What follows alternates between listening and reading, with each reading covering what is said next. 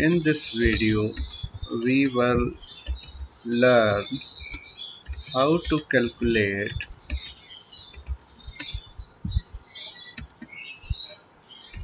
profit on daily product method. Like various banks are now offering profit on daily pro daily product method and transfer it on monthly basis.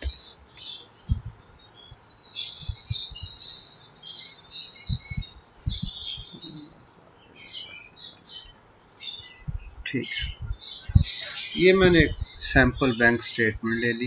ये bank statement है sample, आप अपनी bank statement देख सकते हैं। एक sample मैंने account number ले लिया है। इसमें हमारे पास बैंक हमें डेट बताता है, डिस्क्रिप्शन बताता है कि इसमें कौन सी इवेंट या ट्रांजैक्शन हुई है, आया वो बैलेंस क्रेडिट हुआ है यानी बैंक ने हमारे खाते में जमा किया है, या वो डेबिट हुआ है यानी हमारे खाते में से निकाल लिया है, और उसका नेट इफेक्टिव बैलेंस क्या है। ये बैलेंस पॉजिटिव में जो है वो क्रेडिट बैलेंस शो हो रहा है। बैंक का जो क्रेडिट बैलेंस होता है वो हमारी कैश बुक का डेबिट बैलेंस होता है। तो चलते हैं इसे कैलकुलेट करने का तरीका देखते हैं। सबसे पहले यहाँ हम लिख लेते हैं डेट फ्रॉम, किस डेट से किस डेट तक हमारा बैलेंस वहाँ पे रहा है, और इसमें देखते हैं कि नंबर ऑफ डेज हम कैलकुलेट करेंगे और उसके बाद हम इसमें से कैलकुलेट करेंगे नंबर ऑफ डेज के बाद हम देखेंगे कि हमारा अवेलेबल बैलेंस कितना था उस पार्टिकुलर डेट पीरियड के अंदर, और हमारा रेट ऑफ इंटरेस्ट क्या था, और इंटरेस्ट की अमाउंट कितनी बनी है।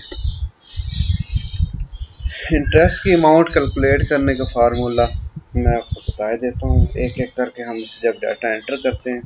सबसे पहले देखें कि ये यकम जून को जो बैलेंस था ये चेंज हुआ है जाकर 5 जून को। इसका मतलब है कि यकम जून से लेकर 4 जून तक हमारा बैलेंस 1 मिलियन रुपी रहा है। तो हम यहाँ पे डाल लेते हैं यकम जून से लेकर 4 जून तक। तो इसमें आप नंबर ऑफ डेज कैलकुलेट करने का फार्मूला ये है कि डेट 2 में से डेट फ्रॉम माइनस करेंगे और इसमें से प्लस एक ऐड कर देंगे। तो हमारे पास ये कैलकुलेट हो गए, ये 4 दिन बन गए। अवेलेबल बैलेंस कितना था, ये हमारा अवेलेबल, मैंने इसे रेफरेंस कर दिया है, ये अवेलेबल बैलेंस आ गया हमारा। इंटरेस्ट रेट हम देख लेते हैं, जो भी हमारा बैंक के साथ एग्रीड इंटरेस्ट रेट होगा, बिलफर्ज हम ले लेते हैं यहाँ पे 11%। ओके, मैंने यहाँ पे ऐसे पहले से परसेंट का फॉर्मेट दिया हुआ है। अब हम इंटरेस्ट को कैलकुलेट करते, पहले हम डाटा फीड कर लेते हैं फिर इंटरेस्ट को कैलकुलेट कर लेंगे। अब दूसरा देखें कि हम ये 5 तारीख को हमारा बैलेंस ये रहा है और ये 6 तारीख तक रहा, क्योंकि 7 तारीख को बैलेंस हमारा चेंज हो गया था। तो हमने देखा 5 जून से लेकर 6 जून तक हमारा बैलेंस ये रहा। उसके बाद 7 को एक ही दिन रहा है बैलेंस, तो 7 को हम एक ही डेट कंसीडर करेंगे। 7 से लेकर 7 तक ही बैलेंस रहा है, क्योंकि 8 को फिर ये बैलेंस चेंज हो गया है। तो उसके बाद हम ले लेते हैं जी यहाँ पे 8 जून से लेकर, अब हम देखेंगे 22 को ये हमारा बैलेंस चेंज हुआ, तो 21 तारीख तक हमारा बैलेंस यही रहा। साथ साथ मैं बैलेंस आपको बताता जाता हूँ, ये इस दिन को ये बैलेंस रहा, इस दिन को ये रहा, इस दिन को ये रहा। आप ये सामने देख सकते हैं, मैंने इसी के रेसिप्रोकल ये शीट को डेवलप किया है। अब 21 के बाद 22 को हमारा बैलेंस चेंज हुआ और ये फिर 29 तारीख तक हमारा बैलेंस यही रहा। 30 जून को हमारा बैलेंस चेंज हुआ, तो 30 जून को हम दोबारा बैलेंस को ले लेते हैं।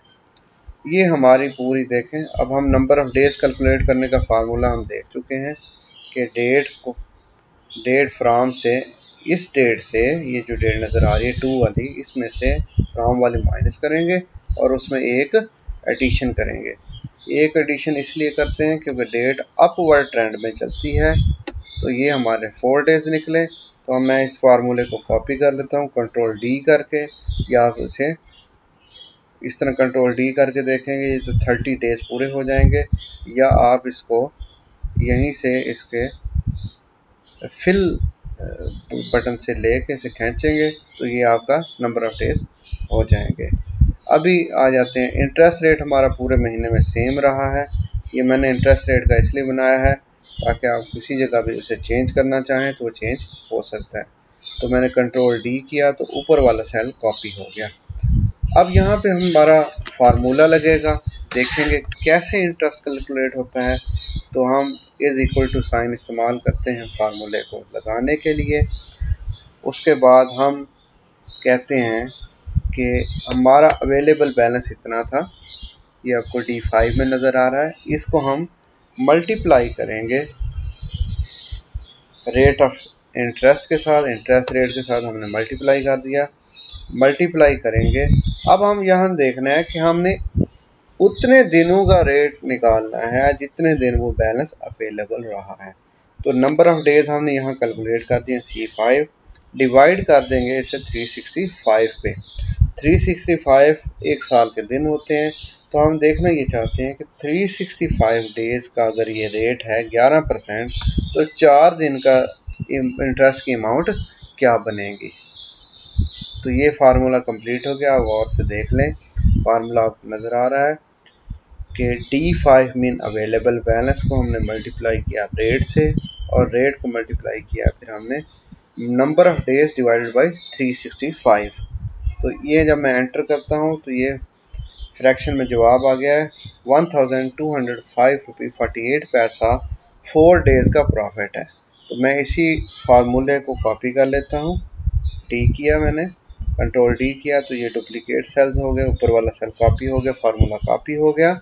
तो ये आप देखते जा रहे हैं। अब ये देखें कि आपका एक दिन में जो प्रॉफिट है उस अवेलेबल बैलेंस में, if 770,000 remains with the bank at the rate of 11%, the daily profit of one day profit will be the 232 rupee and 5 पैसा।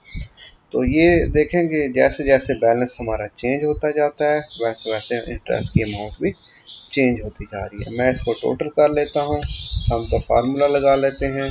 सम का फार्मूला लगा के हमने ऊपर वाले सेल को कॉपी कर ली, इससे रेंज दे दी, ओके किया। तो ये हमारा monthly profit for the month of June 2020 निकल आया है। वैसे अगर आप ये देखें, अगर बैंक, मैं यहाँ पे वो भी आपको करके दिखा देता हूँ, आपको क्लियर हो जाएगा।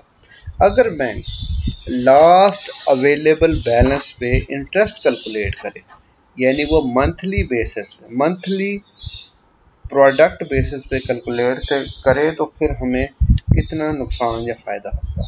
तो सिंपल फार्मूला हम लगा लेते हैं। देखें आखिरी बैलेंस हमारा 30 जून को कितना हुआ, 620,000 रहा। तो यहाँ पे is equal to 620,000 multiply by rate और मल्टीप्लाई। अब क्योंकि ये एक महीने का निकालना है तो हम क्या करते हैं 1/12 कर देते हैं। तो हमारे पास ये क्योंकि डेट फॉर्मेट था, मैं इसे नंबर में चेंज कर देता हूँ। 5,683 रुपीज़ हमें कैलकुलेट होके आया। अगर बैंक हमारे आखिरी डेट के बैलेंस पे इंटरेस्ट कैलकुलेट करे तो वो 5,683 बनेगा। जबकि अगर वो डेली प्रोडक्ट बेसिस पे करे तो अगर हमारा बैलेंस स्पेसिफिक डेज में ज़्यादा रहा है तो ज़्यादा इंटरेस्ट कैलकुलेट होगा, कम रहा है तो कम इंटरेस्ट कैलकुलेट रहेगा। उम्मीद है आपको ये समझ आ गई होगी। आप जो लोगों ने इन डेली प्रोडक्ट बेसिस पे अपने अकाउंट्स रखे हुए हैं वो क्रॉस चेक कर सकते हैं कि आया उन्हें बैंक ठीक तरीके से प्रॉफिट दे रहा है या नहीं दे रहा। ऐसे इदारे जिनके डेली प्रोडक्ट पे अकाउंट हैं वो इस मेथड के तहत ये कैलकुलेट कर सकते हैं। लास्ट में यही रिक्वेस्ट है कि आप हमारे चैनल को फिफ ऑनलाइन को सब्सक्राइब कर लें। Thank you very much. अल्लाह हाफिज़।